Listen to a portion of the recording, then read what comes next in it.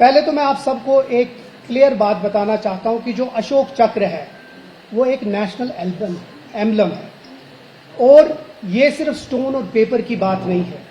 ये इस मुल्क की यूनिटी, इंटेग्रिटी का एक नमूना है और हर एक citizen regardless of his religion, regardless of his background इस चीज को रिस्पेक्ट करता है, उसमें कोई दो राय नहीं है। और हमारी जो पार्टी है वो फर्म है इसके कि जो हमारा अशोक चक्र, जो हमारा इस मुल्क का एम्बलम है, उसकी इज्जत बराबर करनी है। लेकिन उसके साथ साथ एक बहुत इंपॉर्टेंट बात है कि अगर कोई भी उस एम्बलम को मिसयूज करेगा या उसको किसी वहां जगह लगाएगा जहां नहीं लगाना चाहिए, उसके खिलाफ एक्शन होनी चाहिए। इसके साथ एक बहुत अहम बात है कि जो कल दरगाह शरीफ आस्थान में हुआ, हम उसको कंडम करते हैं क्योंकि वायलेंस नेशनल कॉन्फ्रेंस ने आज तक न माना है ना उसको कभी सपोर्ट किया है। इसका तरीका बेहतर हो सकता था, बेहतर तरीके से उसको हैंडल किया जा सकता था, लेकिन नहीं किया गया क्योंकि इसमें रिलीजियस सेंटिमेंट जो है उसमें वो हर्ट हुए हैं। उसी के बरक्स कुछ ऐसी चीजें हुई जो नहीं होनी चाहिए, वो अफसोस है। लेकिन उसके बदले उनके ऊपर एफआईआर और पीएसए की धमकी देना मुझे लगता है वो बहुत सरासर गलत है और हम उसको सरासर कंडेम करते हैं। सबसे इंपॉर्टेंट चीज जो मैं यहां बोलना चाहूंगा कि इस मुल्क में और इस रियासत में जब भी आपने देखा होगा कि यहां जब भी फाउंडेशन स्टोन्स लगे हैं, किसी भी चाहे वो इस मुल्क के टॉप लीडर हो या इस रियासत के टॉप लीडर्स हो, कभी भी उनने फाउंडेशन स्टोन पे नेशनल एम्बलम का यूज नहीं किया है। तो क्या हमारी जो ये वीसी साहिबा है, क्या ये उन सब से ऊपर है? क्या ये उन सब से ऊपर है? क्या इस कॉन्स्टिट्यूशन से ऊपर है? तो मुझे लगता है कि या तो ये पोअर जजमेंट था और ये एक वायलेशन ऑफ लॉ है। तो इस पार्टी की और हम एमएलएज का डिमांड है कि उसका इमीडिएट डिसमिसल होना चाहिए ऑफिस से। We demand immediate dismissal of the vice chairman of Waqf board. उसके साथ जो भी, क्योंकि एक वायलेशन ऑफ लॉ है, जो भी एक्शन हो अंडर लॉ उसके खिलाफ एक्शन लिया जाना चाहिए। अब जहां तक इसकी बात करें, मैं आपको थोड़ा सा इसके ऊपर बात बताऊंगा कि जो स्टेट एम्बलम का लॉ है, जो एक्ट है 2005 का, वो एम्बिगुअस है और उसमें क्लियरली मेंशन्ड है the emblem can not be used for religious purposes without explicit government permission. तो using it on a foundation in a religious place amounts to improper use under section 3 of the act. अब इसके खिलाफ law भी खिलाफ है इसके, और जो यूज है वो भी खिलाफ है, क्योंकि किसी भी जगह, किसी भी रिलीजियस जगहों पे ये यूज नहीं है। हम बार बार वही बात कर रहे हैं कि जो वीसी साहिबा है उसके खिलाफ इमीडिएट एक्शन होनी चाहिए और उसको उसके ऑफिस से डिसमिस करना चाहिए। दूसरी चीज जो बहुत अहम है, नेशनल कॉन्फ्रेंस के जो honourable member of legislative assembly है, हम सब लोगों ने आपस में मीटिंग करके एक फैसला किया है कि हम ऑनरेबल स्पीकर साहब को एक चिट्ठी भेजेंगे और वो चिट्ठी हर किसी की तरफ से साइंड होगी और हम उसमें एक हाउस कमेटी का मांग करेंगे, एक्सप्लोर करेंगे कि कोई पॉसिबिलिटी है जिसमें हम हाउस कमेटी फॉर्म कर सके। जो भी बंगलिंग वक्फ बोर्ड में 2019 के बाद हुई है, वो चाहे हजरतबल में हो, एम्बेसमेंट में हो, हजरतबल में टेंडरिंग प्रोसेस में, क्योंकि बहुत सारे लोग ये कहते हैं कि टेंडरिंग प्रोसेस बाजाब्ता किसी के लॉ के हिसाब से नहीं हुई, दिया गया है, ऑनलाइन नहीं हुआ। और दूसरा, अलॉटमेंट ऑफ कॉन्ट्रैक्ट जो हुआ वो किसी से पूछ के नहीं हुआ, खुद ही जिसकी पसंद थी उसको दे दिया। हम चाहते हैं कि इसमें ट्रांसपेरेंसी हो और इसमें क्लियर हो। इसी के लिए हम डिमांड करेंगे और एक्सप्लोर करेंगे पॉसिबिलिटी की एक हाउस कमेटी बने, जिससे हम, चाहे वो साउथ हो, चाहे वो सेंट्रल कश्मीर हो, चाहे वो नॉर्थ कश्मीर में जितनी भी वक्फ प्रॉपर्टीज है, चाहे वो जम्मू की भी हो, जिधर जिधर जियारतों पे टेंडरिंग प्रोसेस नहीं हुई है और बंगलिंग हुई है और अपने लोगों को कॉन्ट्रैक्ट दिया गया है, हम चाहते हैं कि उसके ऊपर एक कमेटी बने जो इसको इन्वेस्टिगेट करे और उसके बाद जितनी भी धांधलियां हुई हैं उसको बाहर आए। क्योंकि इसके साथ मैं एक बहुत अहम बात करना चाहूंगा कि ओडिशा हाई कोर्ट में दिसंबर 7, 2024 में भी एक पीआईएल दर्ज हुई थी by Gajam based NGO highlighting repeated violation of the act, और उसमें भी हाई कोर्ट ने बड़ा क्लियरली मेंशन किया था कि जो एम्बलम है उसको मिसयूज होने पे वो एक्ट करता है वायलेट, और उसके ऊपर सजा होनी चाहिए। तो ये एक अहम चीज है जिस पे मैं आप सबको बुलाया गया था। हम समझते हैं कि जो कल हुआ वो अफसोसनाक है, लेकिन उसका जो रिजल्ट था वो अफसोसनाक है, क्योंकि अगर आपको याद होगा कि शेर कश्मीर साहब की वक्त से जब भी हजरत बल दरगाह में जब भी काम हुआ, आज तक कभी भी उधर कोई भी फाउंडेशन स्टोन, चाहे वो फारूक अब्दुल्ला साहब हो, चाहे वो मुफ्ती मोहम्मद सईद साहब हो, चाहे वो महबूबा मुफ्ती साहिबा हो, चाहे वो उमर अब्दुल्ला साहब हो, कभी भी दरगाह आस्थान पे या किसी भी आस्थान पे फाउंडेशन स्टोन नहीं लगी।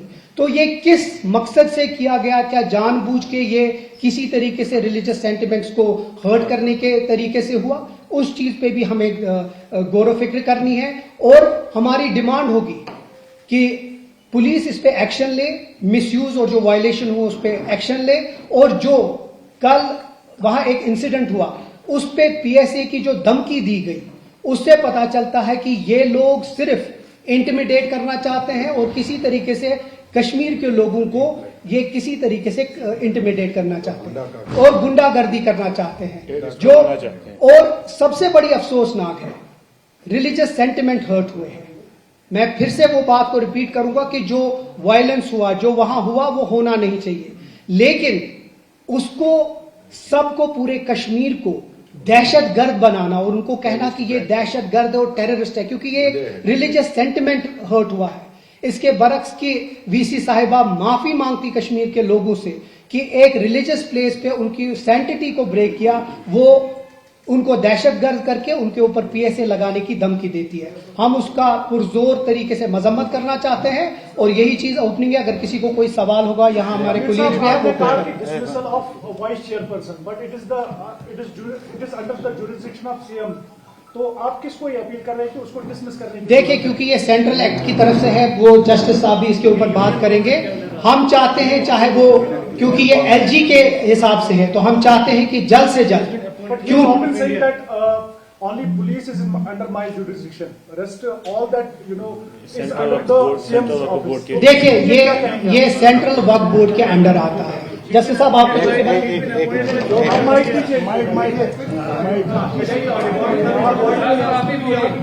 अथॉरिटी की तरफ से इनका तकर्रुर हुआ, जाहिर सी बात है हमारा मुतालबा उसी अथॉरिटी से है कि वो इनको बर्खास्त करना। जहां से तकर्रुर हुआ इनका, जिनको वाइस चेयरमैन तकर्रुर हुआ, वही अथॉरिटी है जो उनको, हमारा इस मुतालबा है। और दूसरी बात, जैसे उन्होंने कहा कि हम ये विदाबाद करेंगे कि एक हाउस कमेटी हो जो सारे मामले की छानबीन करे, जो इम्प्रिजनमेंट हुई है, जो वहां पर बेज़ाब्तियां हुई है, उन बेज़ाब्तियों का बाज़ाब्ता और तहकीकात हो। जैसे आप इलेक्टेड गवर्नमेंट, देखिए भाई, सबसे क्वेश्चन छोड़िए, सबसे पहले सबसे नहीं, एक मिनट, मैं जवाब दूंगा, मैं वो तो आपको जवाब मिल गया, वो तो आप जस्टिस साहब ने जवाब। मैं अपनी बात कहना चाहता हूं, आज तक कहीं भी किसी मस्जिद में या किसी गुरुद्वारे में या किसी मंदिर में आपने नहीं देखा होगा किसी जीवित चीज की वहां पर तस्वीर लटकाई जाए। हमने किसी मस्जिद में इनॉग्रेशन नहीं होती है, वहां पर फिर बोर्ड लगाया जाता है। इवन राम मंदिर में भी अगर आप देखोगे, ऑनरेबल प्राइम मिनिस्टर ने उसका इनॉग्रेशन किया, फाउंडेशन भी डाला, लेकिन वहां पर ऑनरेबल प्राइम मिनिस्टर का नाम कहीं भी नहीं है कि नेम प्लेट लगाया गया हो और ये बताया गया। ये एक साजिश है हमारे खिलाफ या कश्मीर के लोगों के खिलाफ। और ये सोचना कि आप मस्जिद के आगे एक जानवर, ये किसी जीवित चीज की आप तस्वीर लगा देते हो, जो हमारा मजहब परमिट नहीं करता है। हम सब मुसलमान हैं पहले, फिर पॉलिटिक्स है, what ever it is politics. पहले मैं मुसलमान हूं, उसके बाद मैं एमएलए हूं, और हमारे सेंटिमेंट्स को हर्ट किया गया। शुरुआत कहां से होगी? जो मैडम धमकी दे रही है कि मैं आपके खिलाफ कार्रवाई करूंगी, ये सब दहशतगर्द है। आपने शुरुआत की, हमारे सेंटिमेंट्स को आपने मजबूर किया, और जब मजबूर किया तो लोग मजबूर हो गए वहां जाने के लिए। और सबसे पहले मैं वही कह रहा हूं, कहां से शुरुआत हुई? आप कह रहे हो कि जो वक्फ बोर्ड है वो किसके अंडर है, आपने जो सवाल किया। हम मुतालबा कर रहे हैं गवर्नर साहब से कि उसको बर्खास्त किया जाए। अगर हमारे हाथ में होता, अगर हमारी जुडिशियल में होता तो एक कलम की जुम्बिश में उसको अभी खलासी की होती। लेकिन मसला ये है, मसला उसका नहीं है, उस औरत का मसला नहीं है जिसने ये किया है। मसला हमारे सेंटिमेंट्स का है कि हमारे सेंटिमेंट्स के साथ खेला गया। और उसके बाद हमारे लोगों को यह धमकी दी जा रही है कि आप सब दहशतगर्द हो, ये वही पत्थरबाज हैं, ये वही गोली चलाने वाले हैं, ये वही मारने वाले। और ये कहा जाता है कि आप रुपया लेकर मस्जिद में नहीं जा सकते हैं।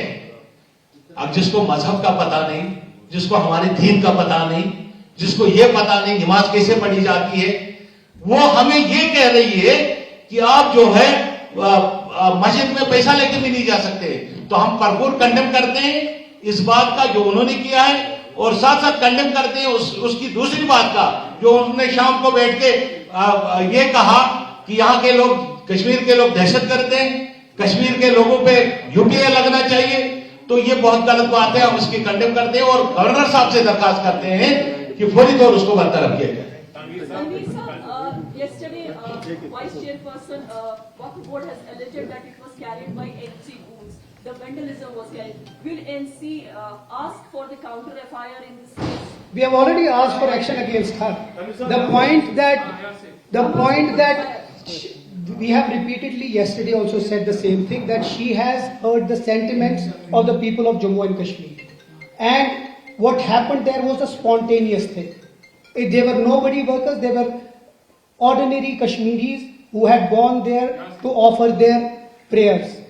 What they did, we are repeating that, violence is not the answer to it. But because you have heard the sentiments of the people of Jammu and Kashmir and especially Muslims, what happened was wrong, but instead of calling them up and rectifying her mistake, by threatening them with PSA and by threatening them with FIRs, she is only adding to the problem. I think this is highly condemnable, and that was a spontaneous thing. They were nobody's workers. But terming every Kashmiri a terrorist is a big it's a big thing to the people of Jammu and Kashmir, and it's an assault on Kashmiris, it's an assault and insult on Kashmiris, which we highly condemn, and that is why we demand an immediate apology from her, and police should take action against her. Tanveer साहब, क्या formally किसी थाने में FIR इसके complaint वगैरह कुछ हुई है या अभी प्रोसेस ही है ये? जिस तरह उन्होंने कॉग्निजेंस किया, दरगाह में ये वाक़ा हुआ तो अगर दरगाह में कंप्लेंट होगी उनके खिलाफ तो कुछ कार्रवाई बन सकती है फिर। देखिए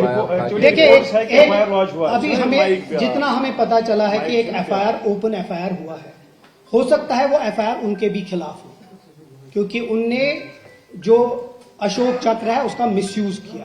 सो अगर वो है उसका उसमें तो ठीक है, अगर नहीं है तो हम अपील करते हैं कि उस एफआईआर में उनका भी नाम हो, क्योंकि जिस तरह मैंने अभी पढ़ा, वायलेशन हुआ है नेशनल एम्बलम का, और उस वायलेशन के हिसाब से मुझे लगता है उनके ऊपर भी एक्शन होगा। तनवीर साहब, जो वक्फ बोर्ड पहली बार नहीं चल रहा है, नेशनल कॉन्फ्रेंस के टाइम पे भी जम्मू कश्मीर मुस्लिम वक्फ ट्रस्ट था, उसके बाद जब पीडीपी की गवर्नमेंट आई वक्फ बोर्ड बना है। क्या इससे पहले जो वक्फ बोर्ड के चेयरमैन थे वो इतने पावरफुल नहीं थे कि जो भी वो काम करे बिना किसी को पूछे हुए, इतना फुल कॉन्फिडेंस? क्या ये पूरा गवर्नमेंट ऑफ इंडिया की तरफ से बैकिंग पर चल रहा है? तो क्या आप कहते हैं कि आज तक जितने वहां वीसी से उन्हें कोई काम नहीं किया? आज तक इतना सारा काम, फर्क एक ही है कि शेर कश्मीर शेख मोहम्मद अब्दुल्ला साहब की से ये शुरुआत हुई, उसके बाद फिर फारूक अब्दुल्ला साहब, उसके बाद उमर अब्दुल्ला साहब, लेकिन आज तक कभी भी हमने ये समझा कि एक रिलीजियस जगह है और इसकी सैंक्टिटी हर एक इंसान, हर एक जो यहाँ है उससे ऊपर है, उसमें बोर्ड और नाम से कोई फर्क नहीं पड़ता। इसमें हमने सियासत न कभी खेली है और न हम खेलना चाहते हैं, वरना आपने देखा होगा इतने बरसों में एक बार भी आपने वहां बोर्ड नहीं देखा होगा। अब क्योंकि पहली बार वहां बोर्ड लगा है, इसका मतलब ये कि इसमें सियासत खेली जा रही है। ये प्लान भी लगता है और ये बहुत बड़ी अगर ये मिस्टेक है तो अपॉलॉजी इमीडिएटली होनी चाहिए, अगर ये है तो उसके खिलाफ एक्शन होना चाहिए। आपकी है वो और लोगों के जज्बात काफी मजरूह हुए उससे, क्या आपको फेयर है, क्या आपको अप्रहेंशन है देखिए, कि कुछ वायलेंस मुझे लगता बढ़ सकती है है इससे? मेरे कलीग और हमारी पार्टी के चीफ स्पोक्स पर्सन ने कल से ही बहुत तफसील से और उसके बाद ऑनरेबल चीफ मिनिस्टर ने और जाती तौर हमने अलग अलग मौकों पे ये कल से बात की है, मगर बेहतरीन तरीके से चीफ स्पोक्स पर्सन उमर साहब ने बिलखुसूस क्लियरिटी से बोला है। मेरा इसमें यह है कि इस चीज ने जो कले हंगामाराई हुई है, इससे पूरे जम्मू कश्मीर के लोगों के बिलखुसूस मुसलमान जो लोग हैं उनके जज्बात जो है मजरूह हुए हैं, उनके दिल को ठेस पहुंची है। और एक ही रिस्पॉन्सिबल इसके लिए है, वो चेयरपर्सन साहिबा है। एज अ वुमन हम उसकी रेस्पेक्ट करते हैं, हम सभी, हमारे घर में भी हमारे कलीग्स भी हम अपनी जो बहनों की माओं की रेस्पेक्ट करते हैं, हम उसके साथ रेस्पेक्ट करते हैं। बट ये बात हमारे दीन की है, मजहब की है, हमें इंश्योर करना चाहिए कि रिलीजियस सेंटिमेंट हर्ट ना हो, पहली बात। दूसरी बात, कहीं न कहीं हमें ये लग रहा है कि ये शायद प्री प्लान्ड है।